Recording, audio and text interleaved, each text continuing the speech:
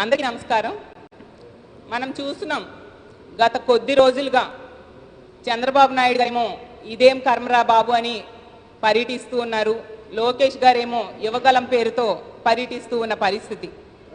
కానీ వీళ్ళ పర్యటనలో అర్థమైన విషయం ఏంటంటే వాళ్ళు చెప్పుకోవడానికి అంటే వాళ్ళ పరిపాలనలో చెప్పుకోవడానికి ఏమీ లేదు.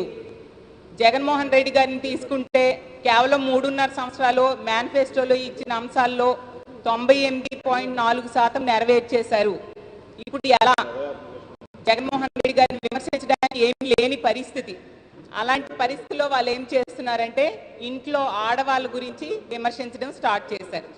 వాళ్ళైతేనేమి వాళ్ళ నాయకులు ఒక అచ్చెన్నాయుడు గారో ఒక అయ్యన పాత్రుడు గారో ఒక అనిత గారో ఒక పట్టాభి గారో ఇష్టం వచ్చినట్టుగా కారు కోతలు కూస్తూ ఉన్న పరిస్థితి మనం చూసాం. వాళ్ళు జగన్మోహన్ రెడ్డి గారికి ప్రజల్లో ఉన్న ఆదరణని చూడలేక ఇంట్లో ఆడవాళ్ళ గురించి ఇలాంటి మాటలు మాట్లాడే పరిస్థితి నిజంగా చాలా దురదృష్టకరం. అసలు భారతమ్మ కాలి గోటికి కూడా సరిపోని వాళ్ళు ఈరోజు విమర్శిస్తూ ఉన్న పరిస్థితి. ఎన్నోసార్లు మేము చెప్పాం, మీరు ఏమైనా మాట్లాడాలి అనుకుంటే జగన్మోహన్ రెడ్డి గారి సిద్ధాంతాల మీద వైఎస్ఆర్ కాంగ్రెస్ పార్టీ సిద్ధాంతాల మీద మాట్లాడండి, మేము సమాధానం చెప్తాం. అంతేగాని ఇంట్లో ఉన్న ఆడవాళ్ళని అన్యాయంగా బయటికి లాగొద్దు అని. కానీ పదే పదే అదే పని చేస్తూ ఉన్నారు. మొన్ననే భారతమ్మ ఫోటోతో ఒక పుస్తకం ముద్రించారంట. వివేకానంద రెడ్డి గారి హత్యలో భారతమ్మ మీద అన్యాయమైన ఆరోపణలు చేస్తూ భారతమ్మకి ఏమైనా సంబంధం ఉందనేసి కోర్టు చెప్పిందా, సిబిఐ చెప్పిందా? మేము మీ ఇంట్లో ఉన్న ఆడవాళ్ళ కోసం మాట్లాడలేమా? మేము పుస్తకాలు వేయలేమా? ఎన్టీఆర్ని హత్య చేసిన నారావారి నారీమణి ఎవరు అని చెప్పి భువనేశ్వరి గారి ఫోటో వేసి మేము పుస్తకాలు ముద్రించలేమా? భర్త వెన్నుపోటు పొడిచి ఎన్టీ రామారావు గారిని చంపేయడానికి కత్తి అందించిన నారీమణి ఎవరు అని చెప్పి భువనేశ్వరి గారి గురించి పుస్తకాలు ముద్రించలేమా మేము? మా సహనానికి ఒక హద్దు లేకుండా ఇన్ని రోజులు మేము సహనంతో ఊరుకుంటూ ఉన్నాం. కానీ మీరు హద్దు అదుపు లేకుండా నోరు అదుపులో పెట్టుకోకుండా ఇష్టం వచ్చినట్టుగా ఇంట్లో వాళ్ళ గురించి మాట్లాడుతూ ఉన్నారు. ఖచ్చితంగా మీరు రానున్న రోజుల్లో ఆంధ్ర రాష్ట్రంలో ఉన్న మహిళలతో చెప్పు దెబ్బలు తినడానికి సిద్ధంగా ఉంటారని తెలియజేస్తూ ఉన్నాను. ఇంకోసారి కనుక ఇలా మాట్లాడితే పళ్ళు రాలగొడతామని తెలియజేస్తూ ఉన్నాను. భారతమ్మ గురించి మీకు ఏం తెలుసు? ఆవిడ గురించి సూట్ కేస్ కంపెనీలని మాట్లాడుతూ ఉన్నారు. ఆ రోజు చంద్రబాబు నాయుడు గారు ముఖ్యమంత్రిగా ఉన్నప్పుడు, లోకేష్ గారు మంత్రిగా ఉన్నప్పుడు పెట్టిన సంతకాలకు వచ్చిన డబ్బులకి సూట్ కేసులు మోసారు మీ భువనేశ్వరి గారు, మీ బ్రాహ్మణి గారు. ఆ విషయం మీరు మర్చిపోయారా? భారతమ్మ గారి గురించి చెప్పాలంటే నిజంగా అలాంటి గొప్ప మహిళ ఈ రాష్ట్రానికి ముఖ్యమంత్రి భార్యగా దొరకడం నిజంగా చెప్పాలంటే జగనన్న అదృష్టం అని మేము భావిస్తూ ఉన్నాం. ఎందుకంటే ఆవిడ ఒక సక్సెస్ఫుల్ మదర్, ఒక సక్సెస్ఫుల్ వైఫ్, ఒక సక్సెస్ఫుల్ ఎంటర్ప్రెన్యూర్. అలాగే మనం చూసాం పిల్లలు ఎంతో ఆదర్శవంతంగా ఒక ఉన్నత వ్యక్తిత్వంతో వాళ్ళని పెంచారు. అంతేకాకుండా పేద పిల్లలకి అలాగే వికలాంగ పిల్లలకి అండదండలు అందించి ఒక సేవామూర్తిగా ఈరోజు నిలిచారు. ఆంధ్ర రాష్ట్రంలో ఉన్న ఎంతో మంది యువతరం మహిళలకి ఆవిడ ఒక ఇన్స్పిరేషన్గా ఈరోజు నిలిచారు. అలాంటి ఆవిడ గురించి మాట్లాడడానికి మీకు సిగ్గు లేదా? మీ ఇంట్లో పెంపకం ఇదేనా మీకు నేర్పించింది అని నేను ప్రశ్నిస్తూ ఉన్నాను. ఇదే పని కనుక కంటిన్యూ అయితే మాత్రం రానున్న రోజుల్లో తీవ్రమైన పరిణామాలు చూస్తారని తెలియజేసుకుంటున్నాను. అంతేకాకుండా లోకేష్ గారిని తీసుకుంటే అక్కడేమో చంద్రబాబు నాయుడు గారు ఇలాంటి పుస్తకాలు ముద్రిస్తూ ఉన్నారు. ఈ లోకేష్ గారు తీసుకుంటే ఇష్టం వచ్చిన మాటలు మాట్లాడుతూ ఉన్నారు పాదయాత్రలో. ఒక మహిళ అంటే గౌరవం లేదు. మహిళా మంత్రి అయిన రోజా గారి గురించి ఎంత ఘోరంగా మాట్లాడారు. జబర్దస్త్ ఆంటీనా? తప్పనిపించలేదా? మీ తండ్రి తల్లి పెంపకం మీకు ఇదేనా నేర్పించింది లోకేష్ గారని నేను ప్రశ్నిస్తూ ఉన్నాను. అంటే జబర్దస్త్ షో చేస్తే జబర్దస్త్ ఆంటీనా లేదా డైమండ్ పాప? అసలు అలాంటి మాటలు అనడానికి మీకు నోరెలా వచ్చింది? మరి మీ ఇంట్లో ఆడవాళ్ళు కూడా వ్యాపారాలు చేస్తున్నారే, హెరిటేజ్ వ్యాపారం చేస్తున్నారని చెప్పి మీ అమ్మగారిని హెరిటేజ్ ఆంటీ అని లేదా మీ ఆవిడనేమో హెరిటేజ్ పాప అని మేము ఎప్పుడైనా అన్నామా? ఎందుకు ఆడవాళ్ళని బయటికి లాగుతూ ఉన్నారు? అలా అయితే హెరిటేజ్లో పాలు అమ్ముతున్నారు, పెరుగు అమ్ముతున్నారు, తేనె అమ్ముతున్నారు, కర్పూరం అమ్ముతున్నారు. ఇవన్నీ పేర్లు పెట్టి మీ ఇంట్లో ఆడవాళ్ళని మేము పిలవాలా?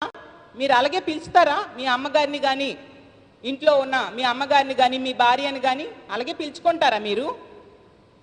మీ హెరిటేజ్ వాహనంలో ఎర్రచందనం స్మగ్లింగ్ అయిందని మనం విన్నాం, మేమందరం విన్నాం. అలాగని ఎర్రచందనం పేరు పెట్టి మీ తల్లిని, మీ భార్యని మీరు పేరు పెట్టి పిలుస్తారా? అంటే ఒక సంస్కారం లేదా మీకు? మీ ఇంట్లో ఆడవాళ్ళకు ఒక న్యాయం, ఎదురింట్లో ఉన్న ఆడవాళ్ళకు ఒక న్యాయమా? కాబట్టి మీరు మాట్లాడేటప్పుడు నోరు దగ్గర పెట్టుకొని మాట్లాడితే బాగుంటుందని హెచ్చరిస్తున్నాము. వీళ్ళందరికీ అధినాయకుడు చంద్రబాబు నాయుడు గారు. అతను 3 సార్లు ముఖ్యమంత్రి చేశారా అంటే ఆశ్చర్యం వేస్తుంది. అతను వాడుతున్న భాష ఏంటి, మాట్లాడుతున్న మాటలు ఏంటి, ఆ తిట్లేంటి, ఆ ఫ్రస్ట్రేషన్ ఏంటి?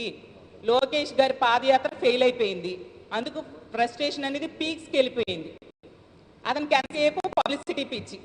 అక్కడ కందుకూరులో 8 మంది చనిపోయారు ఇతను పబ్లిసిటీతో, గుంటూరులో 3 చనిపోయారు మనం చూసాం. అయినా సిగ్గు లేకుండా మన అనపర్తిలో ఎంత హంగామా చేసి ఎంత యాగి చేశారు.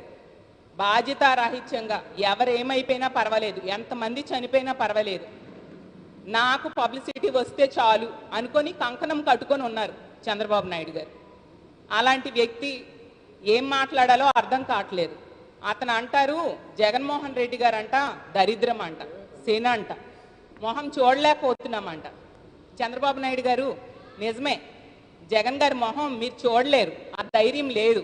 ఎందుకంటే 40 సంవత్సరాలుగా ఎన్నో వ్యవస్థల్ని మేనేజ్ చేసేసి మీరు 3 సార్లు ముఖ్యమంత్రి అయ్యారు. అలాంటి మిమ్మల్ని ఒంటి చేత్తో తుక్కుగా ఓడించారు జగన్మోహన్ రెడ్డి గారు. ఓటమి రుచి చూపించారు, అందుకు అతని మొహం మీరు చూడలేరు.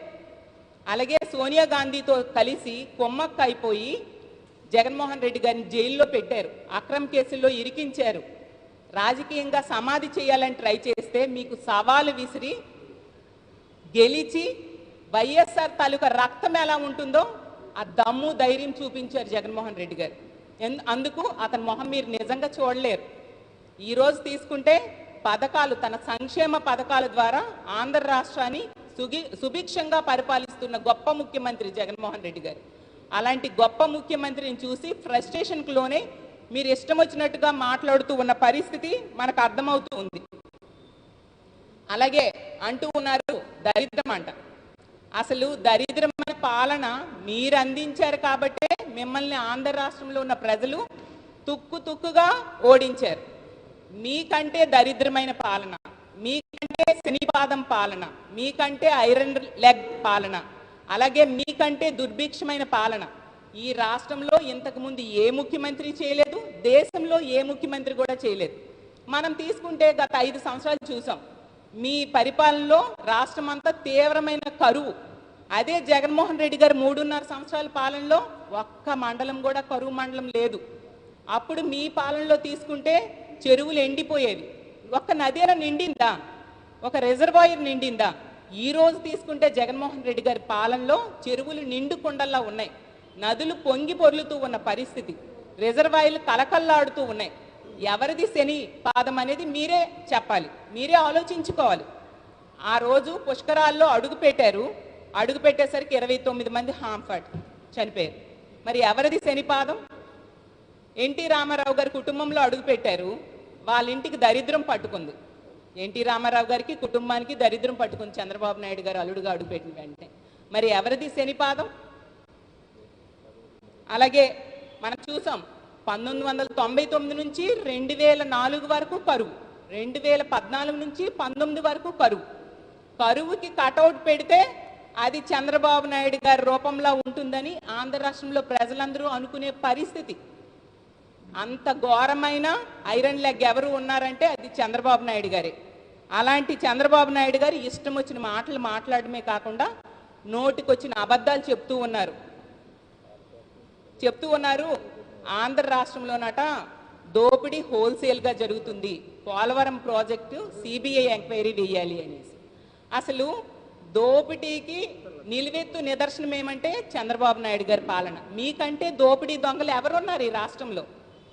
అసలు ఆ రోజు పోలవరం సంగతి తీసుకుంటే సాక్షాత్తు ప్రధానమంత్రి మోడీ గారే చెప్పారు కదా, పోలవరం ప్రాజెక్టు చంద్రబాబు నాయుడు గారు అవినీతికి వాడుకుంటున్నారు, ఒక ఏటీఎం కార్డులో వాడుకుంటున్నారు అని ఆ రోజు మోడీ గారు చెప్పారు. అంతేకాకుండా పోలవరం ప్రాజెక్టు కోసం ఇతను చంద్రబాబు నాయుడు గారు జయం జయం చంద్రన్న అని పాటలు పాడారు కదా, ఆ మహిళల్ని ట్రాన్స్పోర్ట్ చేయడానికి పెట్టిన బస్సుల్లో వాళ్ళకి పెట్టిన భోజనాల్లో కూడా అవినీతికి పాల్పడి దోపిడీ చేసిన వ్యక్తులు గవర్నమెంట్ ఏదైనా ఉందంటే అది తెలుగుదేశం ప్రభుత్వం. అసలు పోలవరం ప్రాజెక్ట్ మీద అవినీతికి సిబిఐ ఎంక్వైరీ మీరు అడగగలరా? అసలు మీకు ఆ దమ్ము ధైర్యం ఉందా అని నేను ప్రశ్నిస్తూ ఉన్నాను. అలాగే దోపిడీ గురించి తీసుకుంటే స్కూల్ పిల్లలకు పెట్టే గుడ్లో కూడా కోట్ల రూపాయలు దోపిడీ చేసిన ప్రభుత్వం మీది. మీ పాలనలో అమరావతి ఒక పెద్ద స్కామ్, పోలవరం ఒక పెద్ద స్కామ్, అలాగే నీరు చెట్టు ఒక పెద్ద స్కామ్, స్కిల్ డెవలప్మెంట్లో ఒక పెద్ద స్కామ్, ఫైబర్ నెట్లో ఒక పెద్ద స్కామ్, అలాగే చంద్రన్న కానుక ఒక పెద్ద స్కామ్, అన్నా క్యాంటీన్లు ఒక పెద్ద స్కామ్, ఆదరణ పనిముట్లు ఒక పెద్ద స్కామ్, ఈవెన్ సెల్ఫ్ ఎంప్లాయ్మెంట్ లోన్స్లో కూడా ఒక పెద్ద స్కామ్. ఇన్ని స్కాములు చేశారు కాబట్టే మిమ్మల్ని 23 సీట్లు